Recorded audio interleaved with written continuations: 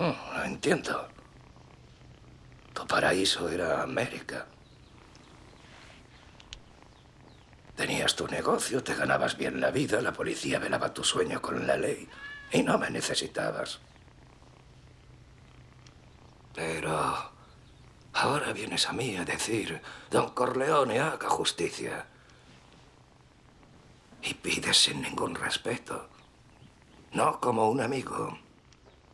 Ni siquiera me llamas padrino. En cambio, vienes a mi casa el día de la boda de mi hija a pedirme que mate por dinero. Lo que pido es justicia. Eso no es justicia. Tu hija está viva. Entonces que sufran. Como ella. ¿Qué tengo que pagar? En este bloque vamos a hablar de antropología política. Intentaremos, al igual que hemos hecho en otros bloques, tratar de dar respuesta a algunas de las preguntas básicas en torno a este tema con relación al comportamiento humano. En definitiva, dar respuesta a esas cosas tan extrañas que hace el ser humano y que aquí agruparemos bajo el epígrafe de política. Para ello, como venimos haciendo en cada apartado, partiremos de unas preguntas básicas con las que comenzar a introducir este tema y que nos darán el pie a presentar los principales bloques temáticos. Así, algunas cuestiones fundamentales serían ¿por qué los de abajo no se rebelan contra los de arriba? ¿Cómo se eligen a los representantes o a aquellos que van a tomar las decisiones que afectan a todos? ¿Uno solo? ¿Varios? ¿Por mérito? ¿Por la fuerza? ¿Con representación y voto? ¿Sin líderes? ¿Cómo es eso de que le dais el poder a algunos para que puedan mandar a la policía contra vosotros cuando queréis cambiar algo? ¿Y la guerra? ¿Cómo es que siempre ha existido y lo usáis como método para poneros de acuerdo? Incluso ha evolucionado paralela a vuestro saber tecnológico y le habéis puesto normas. ¿Es el mejor método que conocéis para resolver los conflictos? A estas y otras preguntas intentaremos responder desde este bloque. Para ello, utilizaremos la visión que se da desde la antropología y que entiende la política como el estudio de los tipos de poder, entendiendo el poder como esa forma de ejercer la voluntad propia sobre los demás y las diferentes formas de autoridad que esto conlleva, entendido esto como el uso socialmente aprobado de ese poder. De esta manera, poder y autoridad se sitúan como elementos clave en nuestro estudio y se desprenderá todo un corpus conceptual bajo el que se desarrollará todo el análisis de una de las ramas fundamentales de la antropología política. Desde este prisma se comprenderá la organización política como una extensión de la organización social y, en este caso, cómo se reproducen los esquemas de poder dentro de todas las sociedades. También analizaremos cómo se organiza la gestión de los aspectos comunales. Se busca el compromiso o la participación de los individuos que componen ese grupo o cómo esta esfera política está relacionada con otros aspectos como la economía, la edad, la simbología o la religión. Al igual que ocurría con nuestro análisis de la economía, la perspectiva política la desglosaremos a partir de un cuestionamiento básico que, aunque también podría ser rebatible, nos servirá como inicio para desarrollar toda nuestra teoría y con la que expondremos los principales conceptos en torno a los que se debate e investiga dentro de la antropología política. Así, comenzaremos con una pregunta básica: ¿qué entendemos por política? Y a partir de esta cuestión, nuestros contenidos se desdoblarán dependiendo del enfoque que le demos y nos permitirán mostrar los principales conceptos de la antropología en este campo. Respondiendo a esta pregunta, desde una perspectiva substantivista, similar a la que adoptábamos dentro de la economía, entendemos la política como la relación asimétrica que se establece entre los individuos o grupos. A partir de ahí se desarrollan toda una serie de conceptos, como son las formas de poder grupal o agrupamientos políticos, legitimación, simbolismo, sucesión o relación con otras instituciones socioculturales. Desde una postura formal separaremos de la conceptualización anterior al Estado como forma de gobernanza compleja y de la que se desprenden una amalgama de conceptos propios y con un rumbo distinto al anterior. Así, desde el Estado y con esa concepción formal de la política, vemos cómo surgen otras instituciones especializadas, partidos, congresos, militantes, etc., e investigaciones en torno a estas formas, teoría de la creación del Estado, tejido político, redes clientelares, corrupción, etc., que compondrán un eje vector diferente en el análisis de la política como objeto de estudio. De estas dos posturas nace una idea inicial y básica con la que comenzar nuestro análisis de la política desde la antropología. La forma en la que nos relacionamos establece unas relaciones de asimetría entre nosotros, ya sea individual o colectivamente, en las que siempre habrá una relación de subordinación. Esta afirmación, un tanto simplista pero eficaz para iniciarnos en nuestro estudio, nos permitirá analizar cómo se establece una forma de organizarnos políticamente, de esta simetría en las relaciones, y se despliega un gran número de conceptos englobados bajo este paraguas que compondrá la antropología política. Para analizar este conjunto de conceptos vamos a presentar una amalgama de contenidos que no tiene del todo un correlato narrativo lógico, sino que intenta sintetizar las principales ramas de la antropología política. Como hemos dicho antes, se trata de una introducción a la antropología política, por lo que presentamos tan solo algunos de los pilares más destacados en esta materia y los debates principales de los que se ocupa. Para ello, podemos dividir este análisis en dos grandes bloques, según sigamos una perspectiva grupal o individual.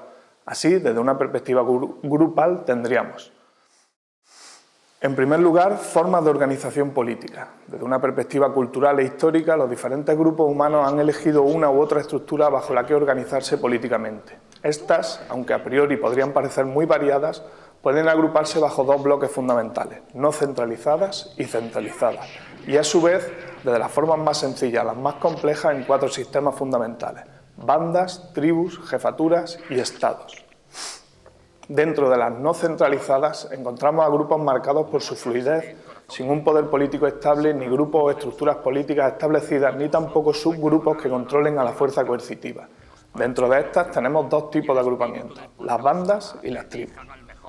Las bandas son grupos de 25 a 150 individuos, agrupados con base a varias familias nucleares y basados en la costumbre y la tradición. Se trata de pequeños grupos con una organización sencilla respecto a las normas económicas, generalmente basada en la reciprocidad, y a la estructuración social en general, donde la toma de decisiones es igualitaria, temporal y generalmente basada en la habilidad de sus individuos en cada momento necesario. Si existe un cabecilla o líder, suele tener un poder simbólico. Los pueblos bosquimanos del desierto del Kalahari o algunos grupos de inuit serían un ejemplo de esto. En segundo lugar, tenemos las tribus, el segundo tipo de organización política dentro de los sistemas no centralizados. Una tribu es una organización política de mayor complejidad que las bandas, pero todavía dentro de las no centralizadas, es decir, sin un poder estable, en las que comienza a existir alguna forma de autoridad reconocible, pero repartida entre los pequeños grupos que componen la tribu. Las tribus se basan en un agrupamiento de pequeñas bandas que ante cualquier tipo de amenaza se reconocen como parte de una agrupación mayor, dicha tribu, y actúan como grupo. Esta organización se presenta en grupos de sociedades horticultoras y pastores no nómadas, en los que el reconocimiento del linaje o clan, es decir, a través del parentesco, establecen lazos comunes. Los cabecillas que aparecen suelen serlo por liderazgo religioso, por edad, los consejos de ancianos o por respeto, apareciendo dentro de este último la figura del gran hombre propio de Melanesia, y siempre teniendo en cuenta que este poder será muy inestable, de ahí que lo incluyamos dentro de los no centralizados.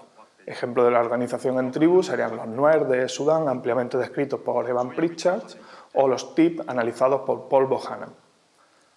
Si damos el salto a las centralizadas, es decir, a esas sociedades en las que el poder aparece de forma estable, lo que se corresponde a sociedades con mayor densidad demográfica, sistemas económicos más complejos y, por extensión, una mayor estratificación social, roles sociales y profesionales más definidos y excluyentes, encontramos otros dos tipos de organización política, la jefatura y el Estado.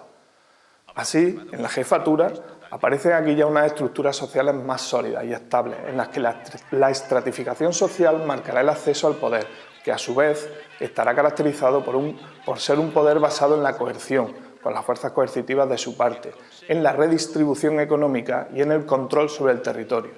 Aparece así la figura del jefe, que será permanente, irá envuelta de un halo de prestigio social, le permitirá tomar decisiones relacionadas con la economía, la religión o las actividades militares y generalmente tendrá un carácter hereditario. No podemos hablar de un poder total a la manera de un caudillo, sino más bien de un poder investido a través del maná a modo de las jefaturas de la Polinesia, donde la religión y la tradición le otorgan el poder y el respeto, pero que no podrá obligar a sus gentes a obedecerles más allá de la tradición o la persuasión. En cuanto estos jefes comienzan a tener mayores cotas de poder y un ejército mayor, estaríamos cerca de la siguiente forma de gobierno, los estados. El Estado es una forma de organización que merece un apartado propio, dado su complejidad y el enfoque específico que puede tener dentro de la antropología política.